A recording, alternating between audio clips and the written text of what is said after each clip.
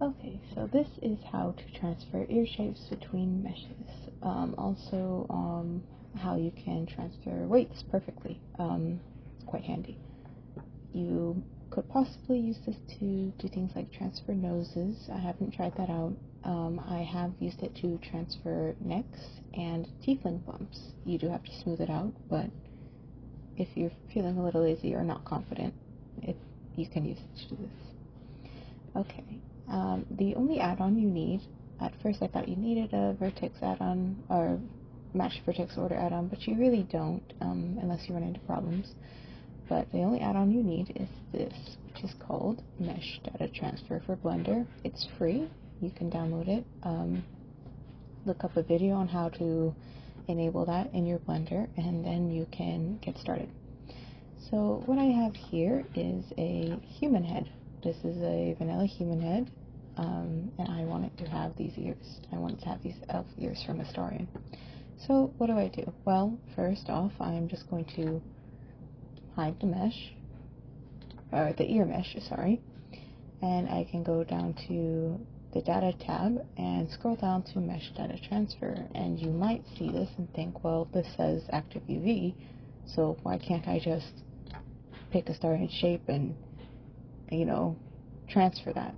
Well, you can, but first let me show you how to set up the vertex group for that, because you're going to use the vertex group as a restriction. So what you're going to want to do is actually delete all the weights. All the vertex groups that show in vanilla meshes are its weights and such. So just delete all of them. It's not a big deal. We'll get them back, don't worry. Delete all of them, create a new one called ears transfer, and pick these vertices and assign it. So that way it's assigned. You know, funny how that works. Now after you've done that, you can just hit ear transfer and transfer data, and you might think, oh, well, that's easy, I'm done, right?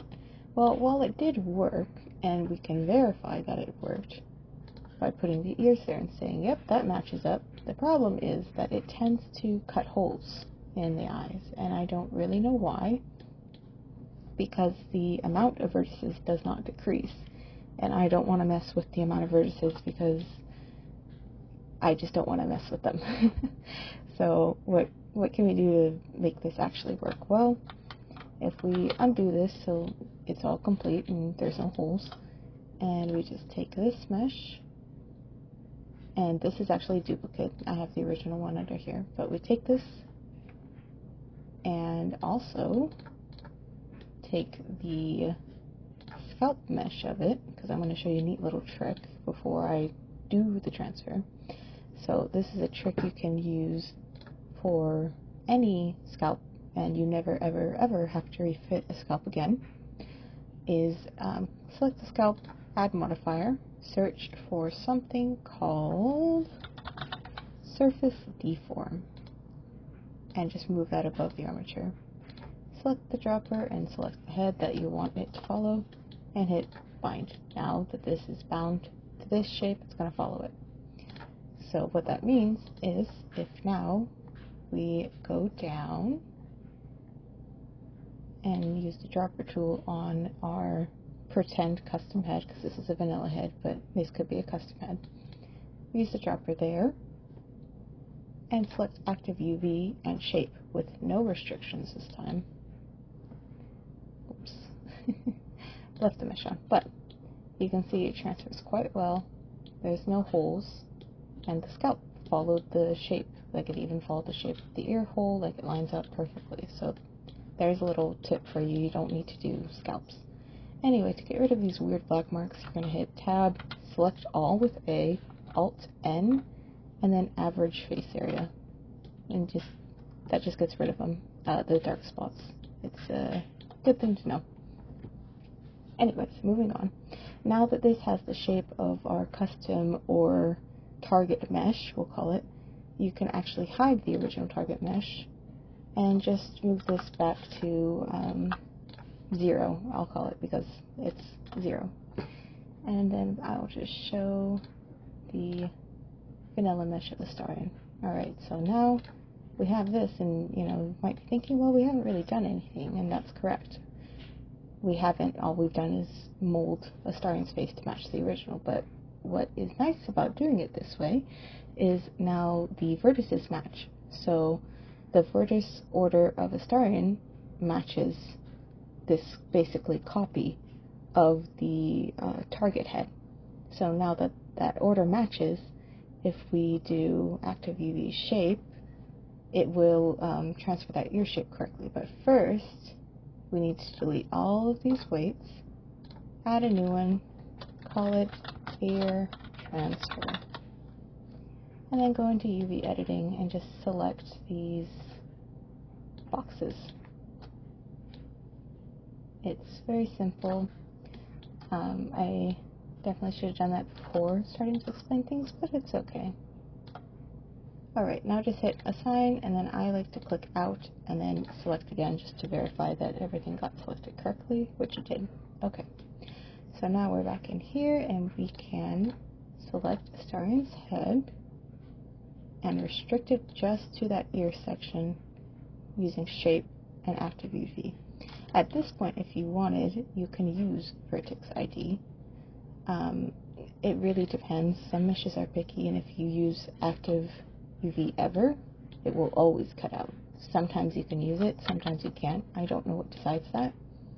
But generally, using vertex ID is the safe bet because it won't cut anything out. Because see, now I've transferred it, nothing's cut out, the shape is good. And we can verify that the shape is good by putting these ears on, and we can see it almost looks like it was meant to be. And that's because we stole the base, but anyway, it fits very well. So, yep, that's the easy way to do that. That's how to transfer ears. You can, of course, go in and like smooth things out, because sometimes if you transfer shapes, it'll bump out or sink in. It's more just you need to toy around with the mesh and get it to sit correctly. But the actual forming of the ear hole is done automatically for you, which is quite nice. Okay, now for weights. You just are going to want to delete this vertex group that you had and remove this restriction, and instead of shape you're going to want to hit vertex groups and transfer. It's still transferring from this Starian mesh. See, now we have everything back just as it was, and to verify that it's all correct, we can go into weight paint mode and just select them one by one and see, oh yep, that's correct, looks correct. And it's an easy way to get perfect weights every single time. Like for example, if you have a very, I'll just show you actually. So let's say we decide we want a super duper wacky, huge, not that huge, huge like puffed out cheekbones and just bonkers stuff. Like absolute bonkers. That's hard to look at. Anyway, you can still get perfect weights by doing this vertex ID, vertex groups from a Starian, or whatever your base mesh was that you decided does not have to be a Starian. And you just transfer it. Now it's all there again, and we can verify that it's correct by going to weight paint mode and seeing, oh, yep, that's correct. And you'll see it still follows the exact line of the lip. Sometimes when you just transfer it using mesh data transfer, it won't transfer that nice. It'll close the lips basically with the weights, but this way it does not do that. So I hope this helped anybody who was curious or wanted to know how.